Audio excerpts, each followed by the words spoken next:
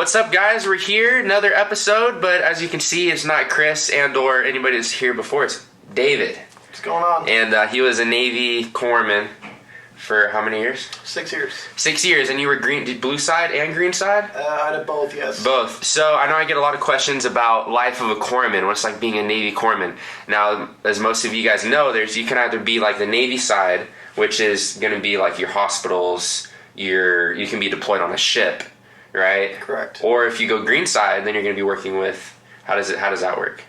Well, technically there is, I guess, two types of Greenside. One of them is the main one, which is going with any kind of Marine unit, which can be either infantry, air wing, or logistics, so any kind of support.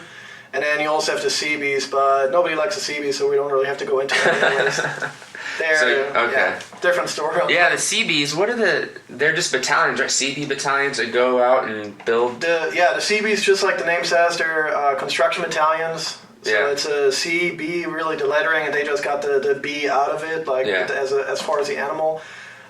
They trace all their lineage back all the way down to World War II, and where they actually did build a lot of airfields in the Pacific on small islands. Oh yeah, they literally created bases out of nothing. It's actually they're pretty cool guys. Back then, when they were in the Pacific Theater, yes, because they actually had a lot going on. Nowadays, you guys don't really like the CVs? Personally, I don't, because I had bad experiences. Because I was on a carrier, I didn't really come in contact. I would just see their uniforms, their little, their camos, like greenish or. Yeah, correct. To me, it was always just washed up Marpets, but of course you can't really say that. So somebody wanted to go Greenside. Yes. What is it like a hard process? Is it just something you pick when you're in your A school? Like, is it like an option, like, I want to go Greenside, and they say, okay, you can go, It actually did change a lot over the years. Yeah. When I initially came into the Navy and did my A school training, yeah. For us, it was really, in my cycle, there was really not a whole lot of options. They just said, well, if you're a guy, 95% of you guys are going to go Greenside. Oh, wow. But nowadays, though, because the Navy is so overmanned, I feel like it's kind of... Well, no. The corpsman rating has always been overmanned. We're always at 104% staffing, which is fine because we have to. The only thing is, because we're in the middle of two wars, that's why they said, okay, well, everybody has to go to the Greenside as a guy because we just need so many of you. Right. So for us, the only option was, okay, you can either go East Coast or West Coast. Oh, okay. Now, as far as I've heard, because they also relocated Corps School now down to Texas from initially Great Lakes, Illinois. Mm-hmm.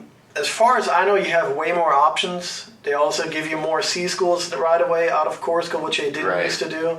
So there has been a lot of change, and also now that the Marines are actually scaling down as far as how much they deploy, I think there's more of an option nowadays to go Blueside right away. So there's probably going to be a lot more corpsmen going Blueside before they even ever see the Marine side of the house. Yeah, I think that's how it definitely is now. That what I saw when I got out last year.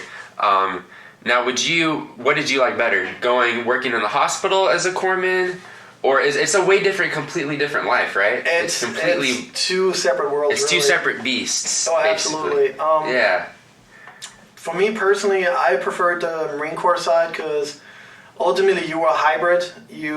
Essentially you were allowed to act like a Marine, so do all the dumb and crazy stuff that they do. What? Same as with wearing the uniforms. It's hard though, man. Like, you guys got to go through a lot of training. Like the corpsman, it's kind of like it's additional training that you get, but you have much greater liberty in what you can do. So you get a whole lot more hands-on training. You're a whole lot more involved in actual healthcare. Right. Versus at hospitals or clinics. I finished my time over in Point Mugu, California, at a clinic, and the only thing that saved me from not going nuts in that place was really just because I had enough ranks. I was actually more in a leadership role. But as a basic junior sailor, so to say, you think you would? I would go crazy, and it's like a clinic and a hospital. It is much more restricted. You have much more people above you making decisions. A lot of higher. Correct. In Greenside, you have a lot of liberty of what you can do. So ultimately, if you really want to practice medicine and do a lot of stuff that you never get to see or actually get to do in the hospital, Greenside is where you want to go. Now, in your opinion, is there like a type of person that would be a better fit for Greenside? Like, was there always a type of personality that would do better? Or like, Well, Would you advise some type of people not to go Greenside if they can't hang with the Marine kind of? if you barely made the PFT scores to even get into the Navy, Marines might not be the best choice. 'Cause Okay. for a lot of their units to actually accept you in their ranks PT. and really be one with your guys, you have to be able to keep up with them in PT. Because ultimately, you're the one, in worst case scenario, in the real world, you're the one that actually has to drag them to Right. safety. So if you cannot even drag yourself, And that's interesting you brought that up, because about the whole male corpsman, going Greenside. yeah. If that female corpsman, if she's not strong enough to be able to drag, if you're the last one, then do they allow female corpsmen Greenside? They do allow them on Greenside, but they're in different roles again. The only areas where I haven't seen them, which might change now, was the infantry side where I was. So that was 100% male. Females are on the air wing side and on the logistics side and all the support battalions. Right. And at that point, the whole combat effectiveness, the physical strength is not that important because that's not their primary role at that point. Right. But that's the whole kind of question it comes down to, right? When they say we're going to let females be in combat roles. Correct. Can they, in that situation, are they going to be able to get, hopefully they can. I mean, we hope you can. It's just kind of, kind of been the argument, I feel like, the whole time.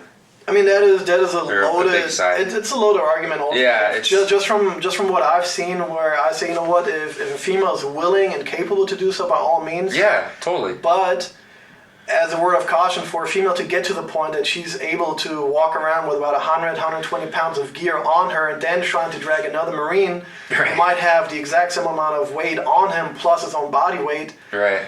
Let's put it like this: I weighed in at over 300 pounds with all my gear on, without ammunition, when I stepped on my flight to Afghanistan, and that was Seriously? that was just my medical gear and all my equipment that I had. You guys that's crazy, man. And then, that was not all of my stuff that I ultimately carried on patrol, but that just gives you a rough idea of how much weight you're going to have laying on the ground that you have to move, and it's not like a flat concrete area where you can just pick somebody up and drag them or something. No, you're gonna be in the field. You're gonna be on in a mountain. Yeah, you're gonna be on rocks, on gravel, on loose ground, on sand, whatever the case might be. And at that point, picking somebody up is going to be extremely difficult, especially when getting shot at. Right. Now, for me, my very first casualty I had to treat, the guy went down. He was about my weight, my height, and I was not. Your first? That was in Afghanistan. That was my second deployment. Second deployment? Well, second, third. I mean, I had a small deployment in between, but ultimately I was not able to pick him up. I was barely able to drag him. I actually needed a second person